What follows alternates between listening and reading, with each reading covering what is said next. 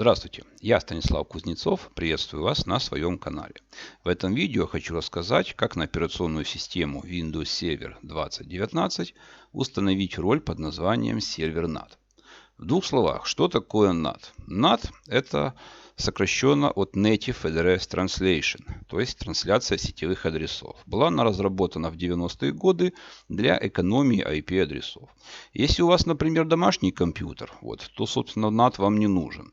Почему? Вам провайдер выдает публичный IP-адрес, и с помощью этого публичного IP-адреса вы, собственно, делаете обмен данными с интернетом.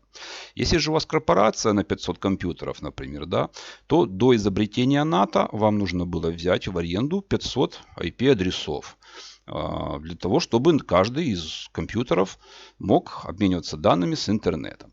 С изобретением NAT, собственно, 500 адресов брать в аренду не надо, нужно брать в аренду только один адрес. И используя этот один единственный адрес, который дал провайдер публичный, мы можем все 500 компьютеров реализовать обмен данными с интернетом. То есть NAT, она работает на текущий момент, наверное, почти в каждой сети. По умолчанию он включен в домашних роутерах, по умолчанию он включен, по умолчанию он создается в корпоративных сетях. Если количество выданных IP-адресов провайдеру не равно, а, например, меньше, чем количество абонентов, то однозначно работает NAT. Итак, чтобы запустить его на Windows Server 2019, необходимо установить роль. Но прежде чем устанавливать роль, я хочу показать конфигурационные настройки. Ввожу командную строку cmd на английском языке. Ввожу команду ipconfig. Что хочу сказать, что NAT работает, для того, чтобы нормально работал NAT, нужно два сетевых интерфейса. Итак, мы видим, что у нас есть сетевой интерфейс под названием интернет, который подключен к интернету с такими настройками, 7144 и шлюзом. И есть второй сетевой адаптер, который смотрит во внутреннюю сеть, с такими настройками 10.0.0.1. Сейчас мы проверим связь с интернетом, пинг 4 восьмерки. Видим, что проблем нету, данные с интернетом обмениваются. Теперь я перейду на другой компьютер, и этот другой компьютер будет соединен проводочком со вторым интерфейсом, с адресом 10.0.0.1. И оттуда сейчас запущу пинг. Вот я на втором компьютере, опять ввожу здесь ipconfig. ipconfig. Видим, он название интерфейса с адресом 0.10 и шлюз 10.0.1. То есть все настроено верно. Мы настроили IP-адреса, мы настроили шлюзы по умолчанию, соединили, и сейчас пробуем делать команду ping, тоже на 4 восьмерки. И видим, что у нас связи нету. То есть просто настроить IP-адреса, просто соединить проводочками компьютеры друг с другом, этого недостаточно. Для этого необходимо установить роль, маршрутизацию и удаленный доступ. И, собственно, создать сервер NAT. Итак, понятно, что не работает. Для того, чтобы заработало, нужно на сервере, на котором две сетевые карты, установить роли. Так что мы делаем, запускаем диспетчер серверов, добавить роли и компоненты, жмем далее, далее. Здесь устанавливаем удаленный доступ и жмем далее. Далее по умолчанию, чем Microsoft хорош, тем, что не надо задумываться о том, какие компоненты стоят. Далее. Здесь необходимо установить галочку маршрутизация. Опять-таки жмем компоненты добавить, далее установить и, собственно, сидим, ждем, пока это все дело не установится. Даже можно закрыть. Нажимаем закрыть и мониторим, когда все это дело отработает. После того, как отработает, мы, собственно, закрываем диспетчер серверов и запускаем инструмент под названием маршрутизация и удаленный доступ на буковку М. Вот она, маршрутизация и удаленный доступ.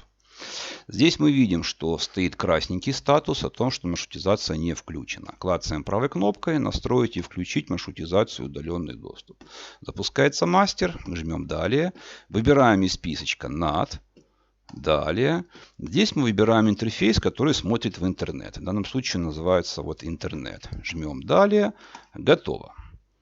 Сейчас он подумает, и после этого, собственно, NAT уже должен включиться. После того, как это работает, NAT включится. Да, все, NAT включился. Проверяем теперь, как работает компьютер во внутренней сети. Теперь переходим на компьютер, подключенный к внутренней сети, и делаем проверку. Ну, например, команду ping. Команда ping 4 восьмерки. Итак, мы видим, что связь работает. Отлично. Теперь давайте сделаем что-нибудь, связанное с протоколами более высшего уровня. Например, с DNS. Да? Запустим команду nslookup. nslookup. И сделаем DNS преобразование. Ну, например, просмотрим французский сайт Intel. Да? Вводим intel.fr. Intel.fr. И видим, что французский сайт Intel 13.91.95. То есть преобразование работает. Или давайте введем канадский сайт Intel. Да? Intel.k. Вот, смотрим, что у нас, собственно, да, один и тот же DNS. Что на французский, что на канадский. Давайте Microsoft. Microsoft.fr, французский сайт Microsoft. Да? Вот он. Итак, у нас DNS преобразования работают. Отлично. Выходим отсюда и переключаемся на компьютер, на котором поднят у нас сервер NAT. На сервере с поднятым NAT мы заходим в маршрутизацию удаленный доступ, раскрываем наш компьютер, смотрим, раскрываем IPv4 и видим преобразование адресов NAT. После этого выбираем сетевой адаптер, который смотрит в интернет. Вот он интернет. Клацаем на нем правой кнопкой и нажимаем свойства. Какие здесь есть настройки? Здесь можно поделать настройки, значит, включить NAT, отключить NAT. Здесь можно, собственно, добавить пул адресов, которые будут выдаваться для клиентов, которые будут подключаться. А также можно сделать резервирование. Да? Вот здесь добавляем пул адресов, которые выдал провайдер. Например, если провайдер выдал 10 нам IP-адресов или там 20, то их можно потом раздавать клиентам. А также можно определенный IP-адрес зарезервировать с внутренним адресом. И когда, например, к нам будет приходить запрос, например, на веб-службу, то вот эти данные будут пробрасываться на внутренний компьютер. Вот все это делается здесь. Ну и также можно службы и порты конкретно, значит, зарезервировать. Да? Например, тот же самый сервер. Если мы хотим по протоколу там, HTTP связать какой-то внутренний компьютер, то это мы делаем в этой вот закладочке. Также, что здесь можно посмотреть? Значит, тут можно посмотреть статистику преобразований. Клацаем правой кнопкой отображение статистики сопоставлений. Да? Но в данном случае, хоть и видно, что всего сопоставлений 7, и пакетов количество 647 здесь было, но тут статистику пока не показывает. Вот. Также можно посмотреть настройки непосредственно самого, значит, узла NAT. Клацаем правой кнопкой и смотрим свойства. Что здесь можно сделать? Да? Здесь можно настроить протоколирование, то есть вообще отключить журнал, либо только ошибки. Здесь можно, значит, настроить, через сколько времени мы будем отбрасывать сессии TCP либо UDP. Ну, например, если какая-то сессия зависла, да, то по тайм-ауту она будет, собственно, отбрасываться. Ну, можно назначение адресов задать. Если мы, допустим, в сети во внутренней отсутствует DHCP сервер, то эти функции можно сделать с помощью вот этой вот опции. Да? И тогда у нас будет для адресов NAT раздаваться адреса из этого диапазона. И также можно, собственно, сделать DNS-преобразование. Если, опять-таки, в локальной сети у нас отсутствует DNS-сервер. Это можно все сделать с помощью этой закладки.